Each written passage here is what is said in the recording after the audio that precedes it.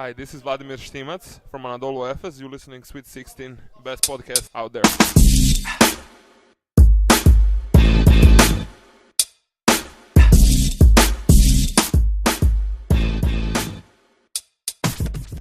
Milano give us a dead cat bounce.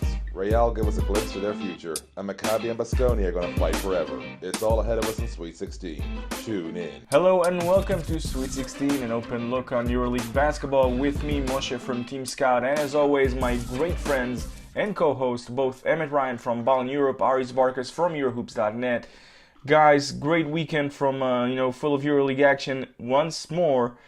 But first, how are you doing? Hey Moshe and Aris, greetings here from Dublin, where, well, my breakfast is currently in the oven, so if you listen closely to this episode, you might notice when I'm pulling it out. And hello from sunny Athens, Greece, where I wouldn't say that summer is right around the corner, but definitely we're on May mood already. And that means we're closer and closer to Belgrade. And yeah, we have an absolutely loaded show as ever this week on Sweet 16. As always, the best way to find us ahead of everything else is to subscribe to us on SoundCloud. In this week's episode, like we mentioned in the intro, we look at Milano's mini resurgence last week.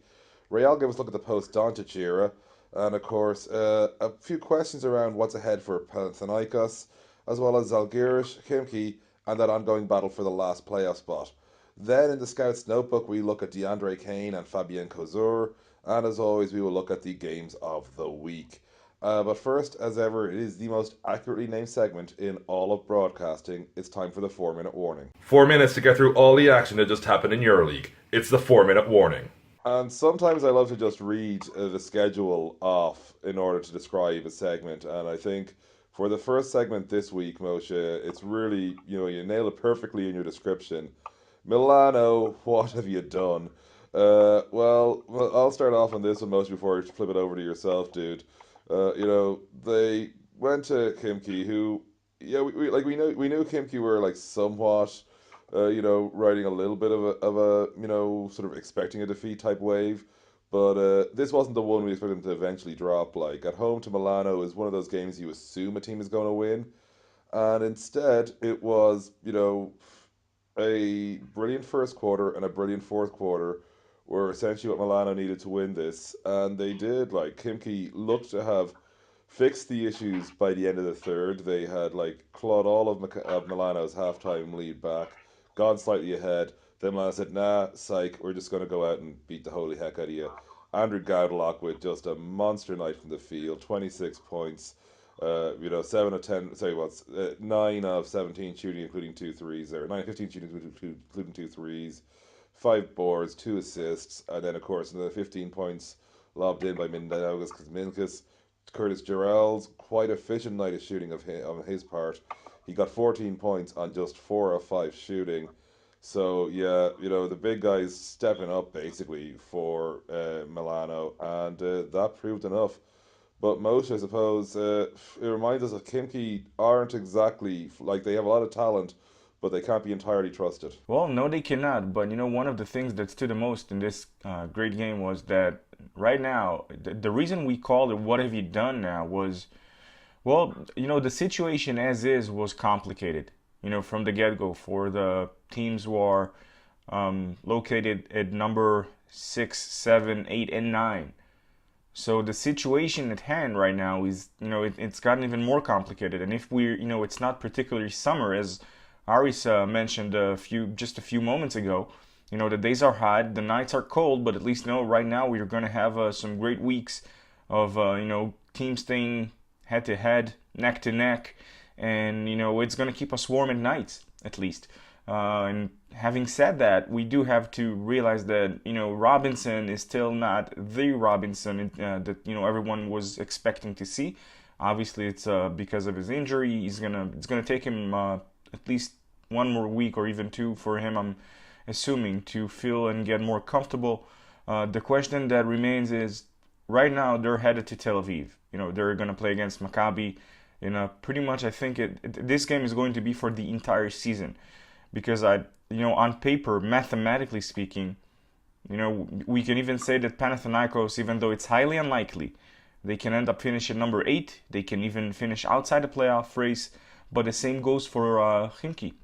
Now, one thing we really got to ask ourselves is in what shape are they coming? Because Tyler Honeycutt was not there, on playing the game against Milan. And he was not the only one. Also the VTB League on Sunday, I saw in Eurohoops that, Shved was not there, Gil was not there. A few players, were absent from the game against Astana, a game which they lost. Now, Aris, I'm going to throw it to you now, buddy. With the entire situation going on, with the importance of the games ahead for Khimki, how bad is this loss for them? And what do we know about, the players who didn't play? And is it somewhat even remotely close in resembling to what happened last year, not last year, sorry, 3 years ago almost, with Coach Bartzokas coaching Lokomotiv Cuban, and we saw that Malcolm Delaney, they decided to shut him down for the first 2 games of the playoffs, which in my opinion had some serious effects on the way that the team performed for the rest of the season, including the Final Four itself. The obvious thing to say is that it's a matter of Khimki trying to get healthy. And we didn't have enough evidence of Sved being not ready, let's say, for the game against Milan, but that was the case. You may argue that Khimki was not at full speed when speaking about the game against Milan. On the other hand, Milan performed amazingly, and maybe it's a sign for things to come in the Italian city, if you consider the fact that they should build something upon coach Pianigianni's project. But getting back to Khimki, I think that they are having a tough break in a very crucial moment of the season, and the main concern about them is to get healthy. And even if they can't get all of their players at 100%, it's obvious that the health and the condition of Alexei Zved will be a huge part in the playoffs race. Another game that was huge in the playoffs race last week was Real Madrid's win over Panathinaikos, and of course that was a game they played without Luka Doncic. Interesting to note a few things from that. Fat Capazzo played some really heavy minutes. Obviously we're still waiting for the return of Sergio Yui, who hinted that it isn't too far away on Instagram over the weekend, but it was sort of a chance to see sort of where Real are going next, with one notable exception. We got no Santa Justa, which is obviously a huge part of the future of Real Madrid. But I suppose, Moshe, what did you make of sort of, how Real looked with it going heavy on Fak and obviously no Luka? The good thing is that they won. The bad thing is, Panathinaikos, they've added 2 players, and we've mentioned that throughout the previous episodes. Now, as you can see, they're still having, let's call it growing pains, in terms of, readjusting everyone into the team system, and it's evident. It was very evident. It still is, as a matter of fact. The good, and again, getting back to the good things for Madrid, is that Fabian Cozer stepped up big. He wasn't obviously the only one. You see the difference with Madrid getting back also Gusayon, which is great. They managed to hold off Panathinaikos that game. So obviously they have a few good players they can continue and count on for years to come. Or, if we're talking, if you want to talk just short-term future, then for sure. But they will have to make a few good adjustments.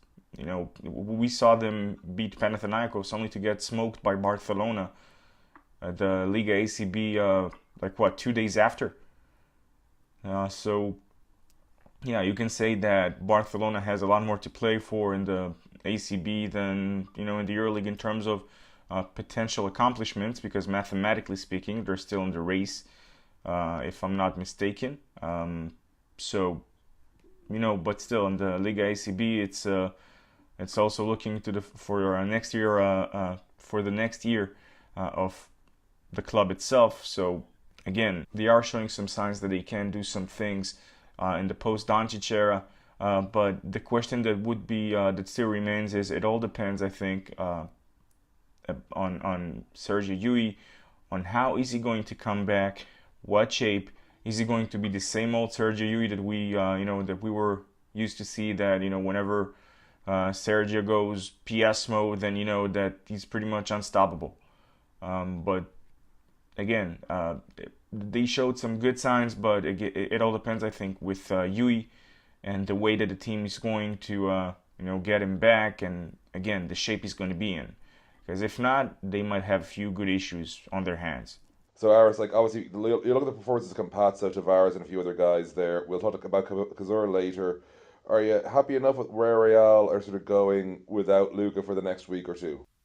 Yes, realistically speaking, Real Madrid is having a hell of a season, considering the fact that Yul is out, and also Doncic now has to rest his muscle injury in order to gain his shape from the muscle injury. But having said that, I'm not really a fan of Facundo Campazzo's game. I'm a fan of his grit and his hustle on the court, but I don't think that the game of Facundo Campazzo is suitable for a team like Real Madrid that has a lot of weapons and needs a guy who can run the offense and make everyone feel valuable, like, for example, Sergio Rodriguez did, or the way Luka Doncic is passing, or even the way Sergio Yul is doing his stuff and then opens up the court for the rest of the team. Campazzo is like the mini version of Yul. Their game is comparable, but the quality of Yul's game can't be compared with the quality of Campazzo's game. I believe that Campazzo is much more scoring guard trapped in a playmaker's body than anything else. So this is going to be an issue, and it was evident, I think, in the game of Liga Endesa at Barcelona, with Barcelona getting the easy win. So I wouldn't bet my money on Real Madrid if their main playmaker, if you like, is Facundo Campazzo. That's why players like Kozer, like Rudy Fernandez, like Jeffrey Taylor, who is criminally underrated, should be talked about more. It's not something that has to go through the hands of Campazzo. That's the good thing about Real Madrid. They have so many good players. They have J.C. Carroll. They have guys who can get the job done, and that's what's keeping them in the run for the home court advantage. Aris, but last episode, you've mentioned the fact that the one thing that really disturbs us, and you were right to point it out, was that we never really got the chance to see Madrid in full strength, meaning with Yui and Doncic together. Now, we saw for almost the entire season so far, Madrid without Yui. But now that we're seeing both, Yui and Doncic out, even if Doncic is just for another game, what does it tell us for even next year, the year after that, 2 years from now, 3 years from now? It tells us that Real Madrid will probably go out in the market and get a few point guards if they need to. But you have a point. The situation in Madrid at this point is in a decent level, if you want to. They are on the way to get to the Final Four, but if in the Final Four they don't have a healthy Doncic and Yul back on the court, they will not be considered favorites. That's obvious. And at this point of the season, I don't know if Yul returns after 7 months with no basketball, if he will be fast enough his real self. That's another issue, because the theme here is not to have Yule back, is to have Yule at full speed in the most important part of the season. And you know what, if I was Real Madrid, and considering the fact that the team lost the championship in Spain last year, I wouldn't rush Yule to return for the EuroLeague when I know that I have to face probably the toughest domestic competition in order to win the championship title. We will have to wait and see what will happen with Yule. That's the big question mark for Real Madrid going to the Final Four. And the second part is how Doncic will react after his injury. Because Doncic is one of the few players in Europe that has taken a total beating the last 2 seasons. If you add the fact that he was also for a lot of minutes on the court with the Slovenian national team. Of course, the other team in that game, lots of question marks around them. Panathinaikos, obviously classic leaning Nikolakis for scoring too much can hurt you, and it showed again with the shooting in that game. Likewise, Mike James, great from inside, pretty ugly from outside, sort of leaning heavily into it, sort of their big creative playmakers out there. But that drops down to just one game ahead of Maccabi, which is obviously not the nicest place to be in the world. But their running isn't the worst. It's at Unicaja, against Zvezda, at Maccabi, which is of course quite big now, against Valencia, and at Milano. Aris, starting with you, despite that loss, should Panathinaikos still feel reasonably comfortable with that kind of a run-in? Yes, in theory they are comfortable. The question is if they will have the chance and the ability to chase the home court advantage. That's the big goal for Panathinaikos before the playoffs at this point. And yes, they are in danger, but you know what? If Panathinaikos, for example, loses to Unicaja on the road, and that will get them to real treble, then it's an issue that Panathinaikos has to solve, because if they have such big issues winning on the road, despite their good season so far, it seems that something is missing from the team. If you are Panathinaikos at this point, then you know that you are in danger even of missing the playoffs in theory from Baskonia, and you can't win on the road against Unicaja, then it's like a situation with Khimki and Milano. It's a must-win game for Panathinaikos. It's that simple. So Moshe, you sort of look at that Panathinaikos situation. Like their running is not the worst, but the thing is, the teams are chasing with, of course, they don't have the worst run-ins either, do they? Oh no, they don't have they're not in the worst situation of all. I mean, we saw Milan playing a very admirable role, because they know that they have 0 chances of making it to the playoffs, and here they came to Khimki and they showed them who's who and what's what. And it's true that Panathinaikos, they are favored to win against like each and every one of the teams that they're going to play in the next 5 games. Though we do know that Malaga has a great ability of preparing to such games. We know that Malaga, at least in their own minds, they have not lost chances. They can be in the in the postseason phase. Now, to add a few things to already a resilient Malaga side, we know that Milan, they don't care about spoiling it for other teams. And, Zvezda, true that they are not the strongest of teams, but Panathinaikos' schedule could be tricky because it will only take, I'm guessing, 1 loss before, they're gonna feel some heat.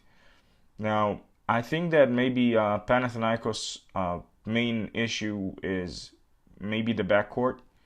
The way that they are being utilized, the minutes that they are sharing. Maybe sometimes we're seeing minutes with both Calates and Mike James, and maybe that should not be the case.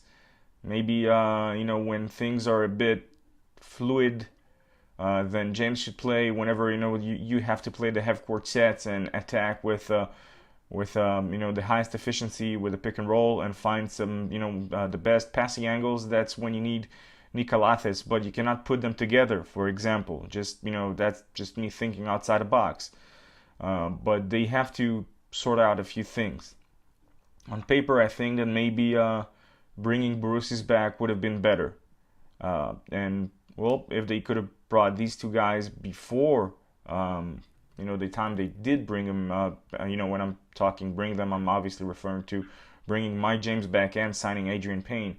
If they would have managed to seal those deals a bit before, then maybe they wouldn't have some these growing pains eventually. Well, Moshe, so we're looking at Zalgiris and Khimki, who are two teams theoretically in that race for fourth. Like Zalgiris, of course, is the Milano game this weekend, which could lock in that playoff spot for them. Well, all but lock it in. What are you seeing really with the future of these two sides? Well, you look at both sides and you don't know who's messed up more in terms of what they got ahead. Because we do know that Žalgiris, they are going to have I don't know even how to describe it, how to name it, because they're facing Madrid, CSKA, and Olympiacos in the last 3 games. So they should gather. It's like whenever you're preparing for wintertime, you really have to gather all your nuts so that you can have something to eat during these cold days. Because the last 3 games that Žalgiris have in their schedule, they could have some serious implications on how the rest of the season may look. Because let's admit it, they've pretty much sealed their playoff spot. I do not see them somehow messing it up. But their schedule, their last 3 games, the fact that they're actually facing Baskonia, meaning that 4 of their last 5 games are going to be nothing short of a war. If they want to keep a reasonable chance for a home court advantage, that puts them in a must-win situation for at least the next couple of games. Meaning they would have to get a win over Baskonia. Meaning they would have to get at least one win against, CSKA or Madrid or Panathinaikos, or obviously Olympiacos. And the good thing for them is that they have Milan, which is supposed to be like the easy game on paper, and again allegedly supposed to be, because Milan showed us what they can do when they explode, and they have the weapons to explode consistently. So if they want to finish the this season with a bit of a better taste in their mouths, a sweeter taste in their mouths than for Milan, obviously, then that's the way how to do it. They have a game against Žalgiris. They have a game against Panathinaikos. So they would have to, make the most out of it. You look at Khimki's schedule, and that their schedule is not as easy, even when comparing to Žalgiris, because they are facing Maccabi in Tel Aviv, knowing that a loss to Maccabi would give Maccabi the edge, and would pretty much mean that either way, if Maccabi is somehow involved with a tiebreaker, including even 4 teams, which with Khimki also inside, and Maccabi would actually be on top of that group, because Maccabi are tied. They've won and lost 1 game against Madrid. They did the same with Žalgiris, and for them, the only shot they have to finish above them is to actually beat Khimki, because then they would have the advantage in number of wins. And yes, folks, we would explain it later with an article about how it's going to work. The entire ranking situation of how it's going to unfold according to the EuroLeague regulations. But getting back to the subject at hand, Khimki, they have you have their schedule in front of you, and the one thing we can say about Barcelona is that they are pretty good home team. They've demolished everything that stood in their way. In fact, Barcelona are very well capable of doing some damage, especially when we're talking 30th round, just for the funs of it. The easiest game on paper is supposed to be Anadolu for Khimki, but then they got both CSKA and Fener. So it's kind of a it's kind of a it's kind of weird because both teams horrific they have this horrific schedule, and you don't know which one is going to survive the tale. And obviously, ours just on that one. Like you look at Zalgiris and Khimki, while both are definitely not favoured to get fourth. If they can't get fourth, I suppose their big goal is make sure they aren't eighth, because the last thing they want is Shesk in a best of five. I really don't see any other team not named Real Madrid getting the fourth spot. I think that it all starts and ends on how Real will perform. And even Zalgiris, and this is of course a long shot, but even Zalgiris might be on Baskonia's sides, especially after the game of this week, because with 5 games left and the distance between Baskonia and even Zalgiris and Real Madrid being just 3 wins, it seems that almost everything is possible. And we will have to talk about the tiebreakers and the 2-way ties and the 3-way ties. So Zalgiris, Panathinaikos, Khimki, and especially Maccabi are not out of the wood yet. Real Madrid, because they have the ability, especially at home, to win games, I think that they are in a much better situation. And let's face it, no matter how good a team can be on paper, when there is no motive in order to fight, then the team which have the bigger motivation is the natural favorite. So playing at this point of the season on the road against Barcelona, it's not really such a big feat to beat them. Because no matter how much Coach Pesic may try, his team could not have the same motivation like they will have in any Liga Endesa game, for example. Barcelona beat Real Madrid on Sunday.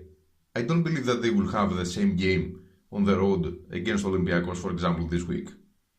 On paper, Barcelona might have been a worthy opponent and might try to steal the road win against Olympiacos, but it's up to Olympiacos. So this is the mentality from now on. It's like I said before for Panathinaikos. At this point of the season, with Unicaja having 5 wins and practically being out of the playoffs, if Panathinaikos can't beat Unicaja on the road, then it's Panathinaikos' problem. So at this point, it's all about motivation. We are in the final stretch of the season. We have, I will not include Madrid in this group.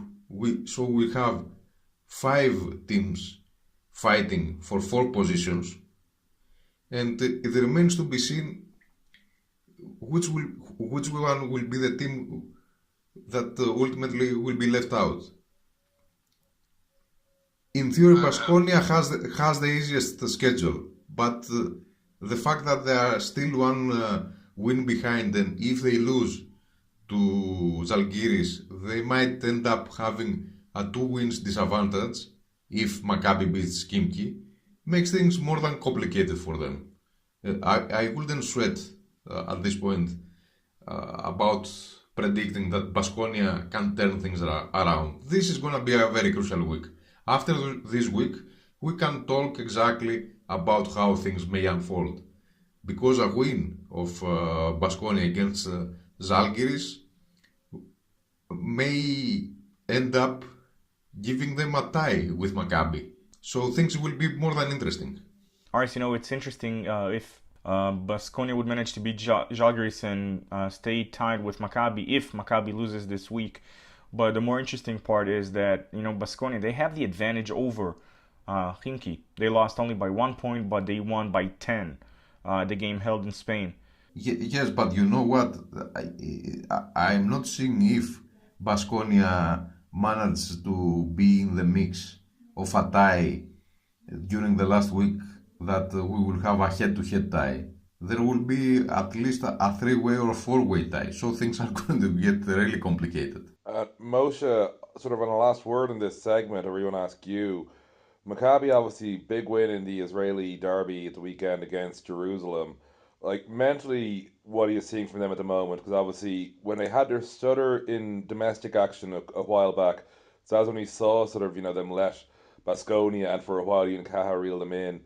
Are they looking a bit more on solid ground in the Israeli league at the moment? You know, the situation in the domestic league here is quite different because we have all these rules that makes it a bit harder in terms of the numbers of foreign players that can be registered for one game, which is 5. The fact that two Israeli players have to be on court at all times.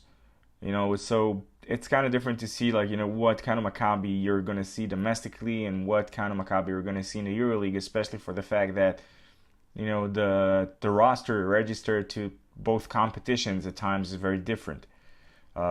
But at the same time, we do have to point out that we did see some good things from Maccabi. They came to the last quarter, trailing by 12 against Jerusalem, and Cole and Roll and John Di Bartolomeo and Thomas, they stepped up in ways. I mean, Coach Spachia said at the press conference that it took him some time to find his lineup that could actually bring the team back, and they came back swinging, and we're seeing somewhat of a different Maccabi.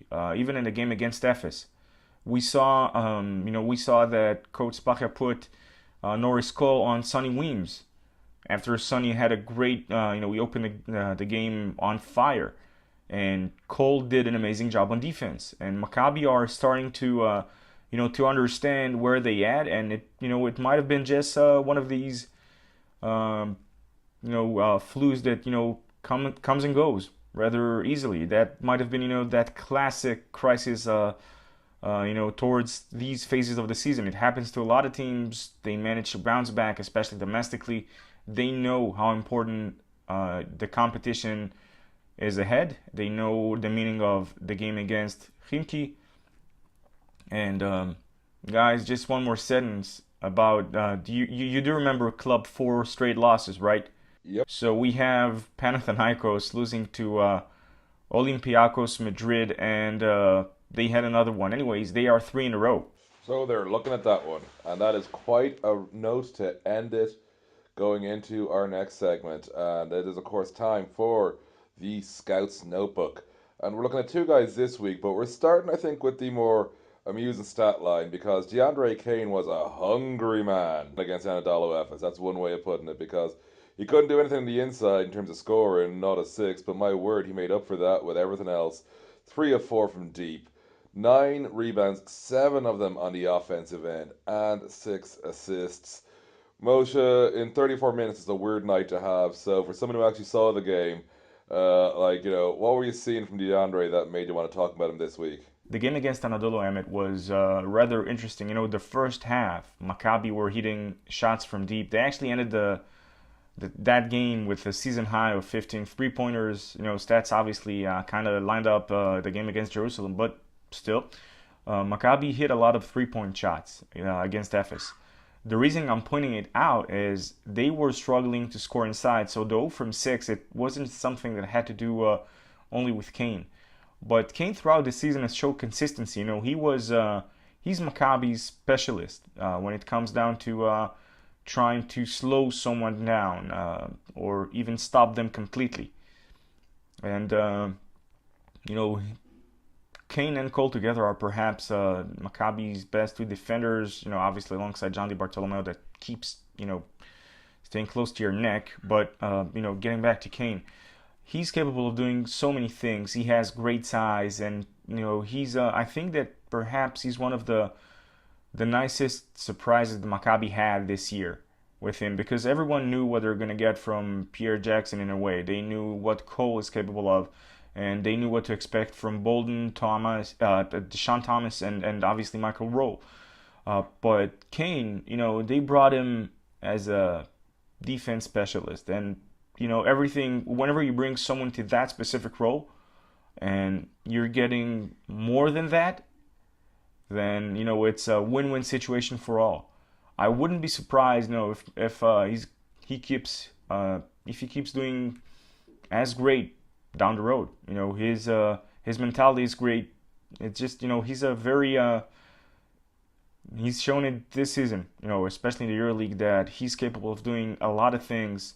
And on top of that, he's part of a healthy roster. So, and I'm talking obviously, with all that has happened last year, with all the talks about what happened with Maccabi, you're finally seeing guys that, you see the chemistry that he has with the other guys, and it is as good as you would have expected. And obviously, in terms of guys who've been as good as you'd expect, Fab Kozer with a great, great night for Real Madrid in that victory over Panathinaikos.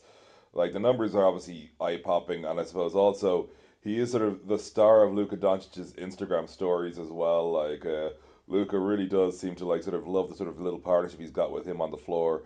But obviously, without Doncic, Kozer still got the job done. Pretty darn good night, it's got to be said, in all seriousness.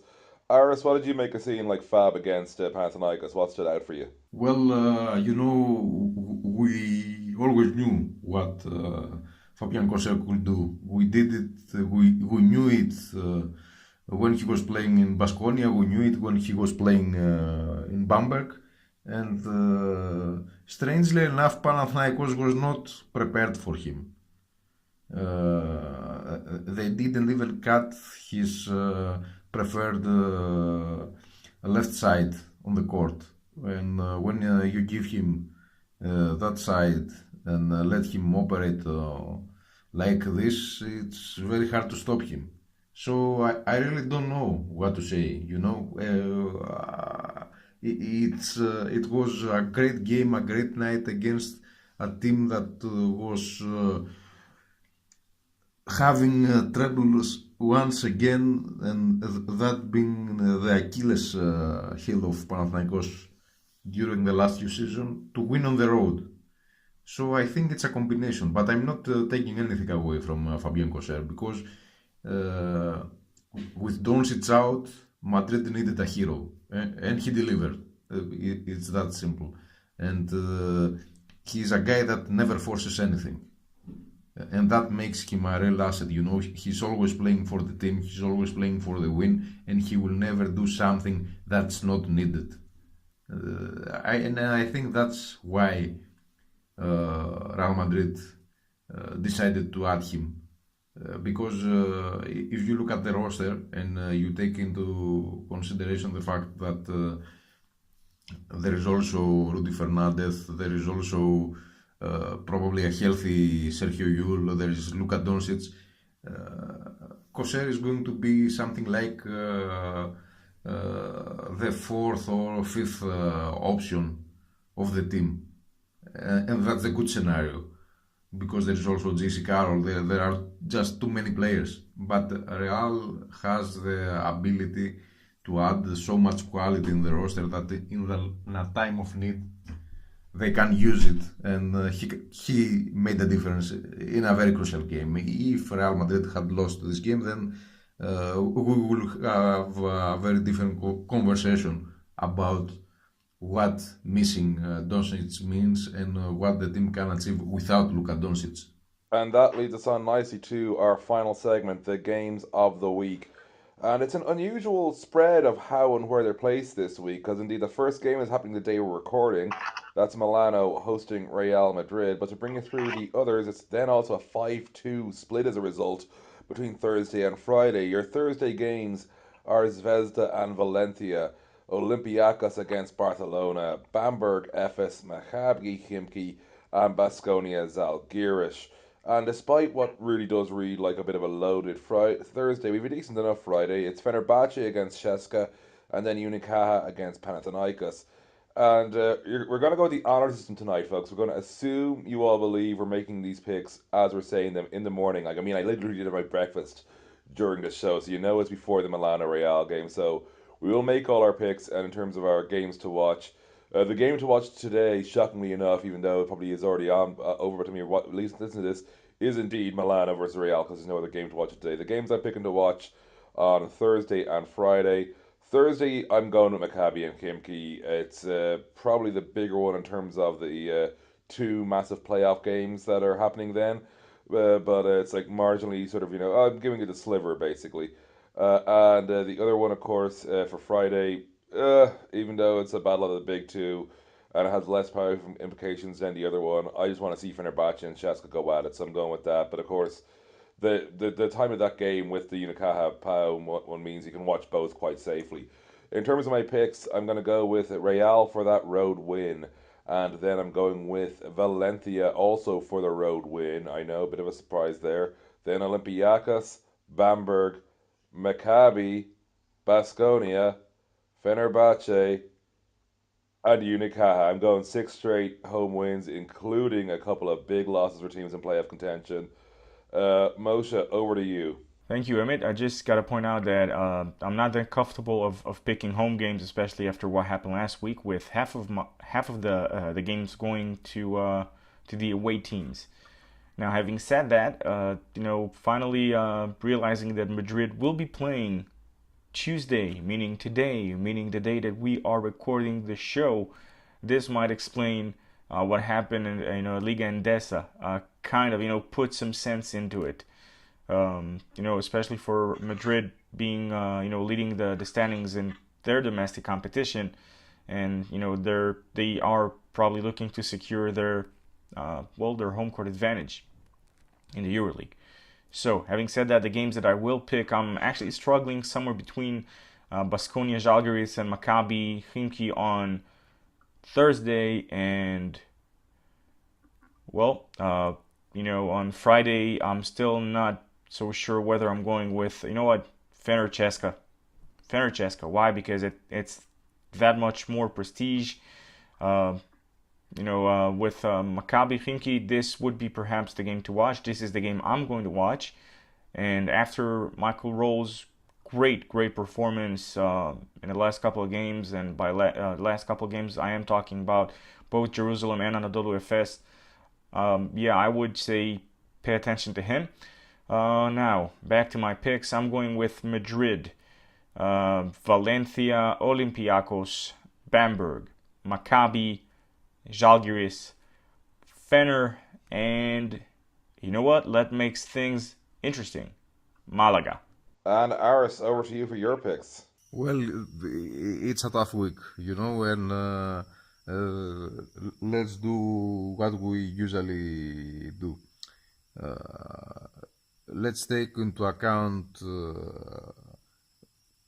that home court means something in the EuroLeague, and we will see which will be the teams that will emerge victorious. So, having said that, I believe that Real Madrid, Žalgiris Kaunas, and Panathinaikos are the favorites to get a road win. I wouldn't be surprised if there were more road wins this week, but those are the main favorites to do it for very different reasons. And of course, Panathinaikos and Real Madrid are expected to have a much easier night compared to what Žalgiris may do.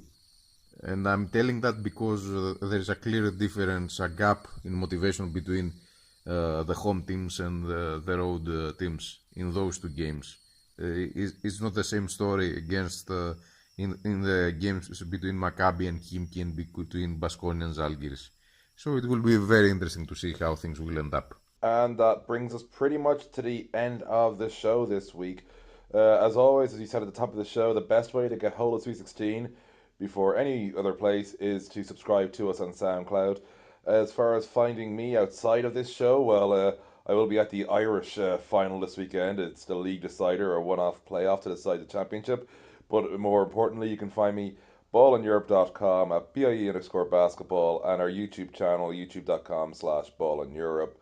Aris, where can they find you? You can find me as always at Eurohoops.net, at my personal social media channels, and also you can see and hear me at Cosmote TV. And as always, you can find me at I am Team Scott and at MosesB1 on Twitter, the Facebook page Team Scout, and of course their website itself, teamscout.net. Now this has been an amazing episode, which now we will start thinking of a great name for it. So obviously, if by now you've listened, you know the name. Spoiler alert. No, just kidding. So guys, till next time.